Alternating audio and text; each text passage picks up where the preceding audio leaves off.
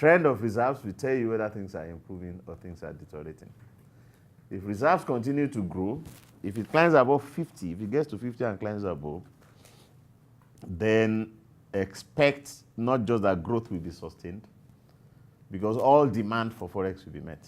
At some point, the CBN will scrap its list of, is it 41 items or 42? It means that the exchange rate will continue to appreciate, and as long as the exchange rate is appreciating, inflation will be coming down. So reserves are key. After reserves are exchange rates.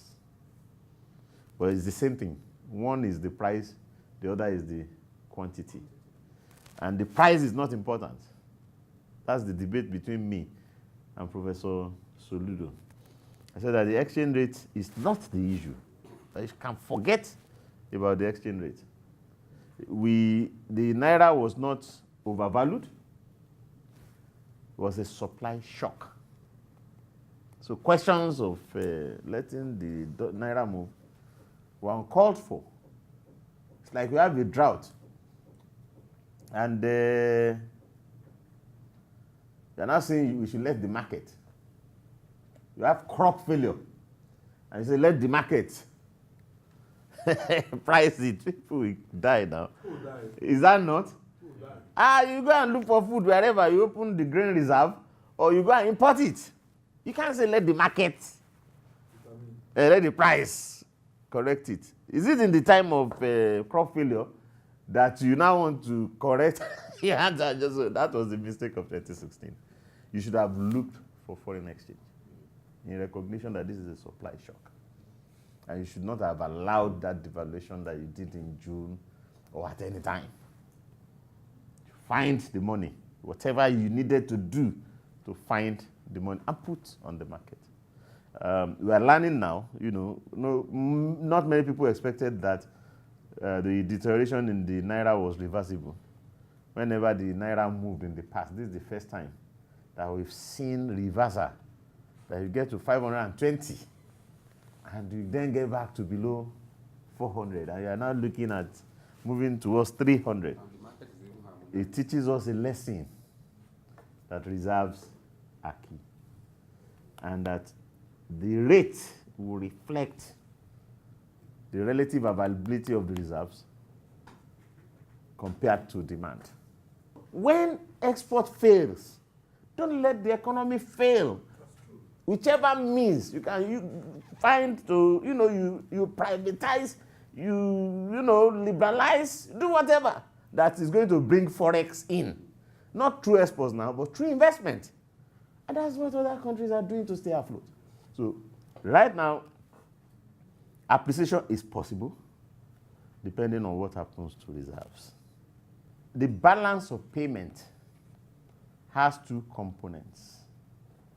One component is current account, where you have trade. So oil is on the current account. The balance of payment does not end there. There is a capital account that has nothing to do with trade, that has nothing to do with oil, that has everything to do with money itself. So that to prop up reserves, you keep your eyes on both. Particularly when oil is weak, you can look at investment policy to mitigate things. When India issued their first diaspora bonds in 1992, within 7 days, they got $4 billion US when they opened the business. That was what opened their history. What will you export that will give you $4 billion in 7 days? So export is not an immediate solution. Any export policy that you want to implement is not money for today. It's money for from 5 years' time. Is that not? But investment is today. If you phrase your message well, it can arrive today, it can arrive this month. Particularly, there are two types of foreign direct investment. One is greenfield, like we got in telecoms. The other is brownfield, like we are not getting, like we are just trying to get now. We want to get 2 billion. Brownfield foreign direct investment gives you cash, it doesn't lead to increased investment. So it's what you already own. So the outlook is positive, and it could be sustainably so. Just that the government needs to do certain things, more significantly. If you want to issue debt, issue 20 billion and close the chapter. And then if you want to issue equity, why are you issuing 2 billion? It's a joke. It's not going to solve any problem. It's not significant. So the key factor in 2018 is whether that is sustained or not.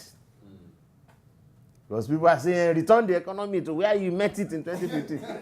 What if the economy arrives there by 2018? It might. A man that will take 2 years to learn the ropes again. And it's not because the man has done anything, no. He didn't do anything.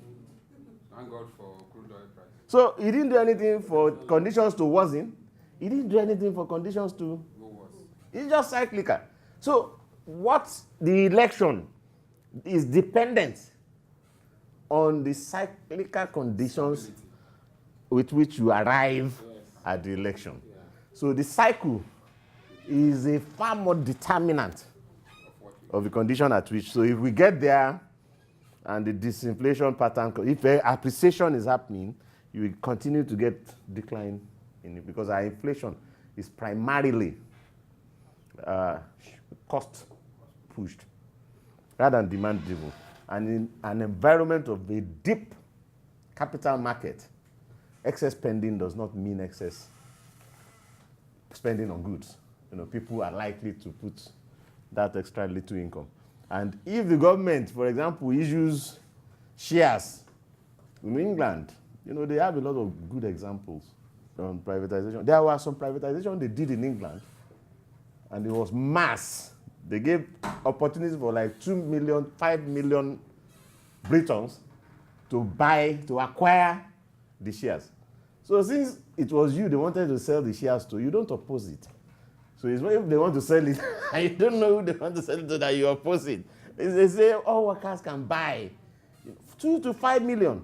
So if government created, if anybody spend on politics, I'm going to use it to buy the shares that the government said we should come and buy anyway. So policies matter. There is no, it depends on where we are in the cycle. The outlook of inflation in Nigeria currently is, in my thinking, just the same way it doubled within 12 months, it's likely to go back to status quo ex ante in about 14 months. It may not be 12 months. Certainly in 15 months, we should be back to single digit from January last year. And inflation. Yes. Oh, fantastic. And I expect the big drops between January and April.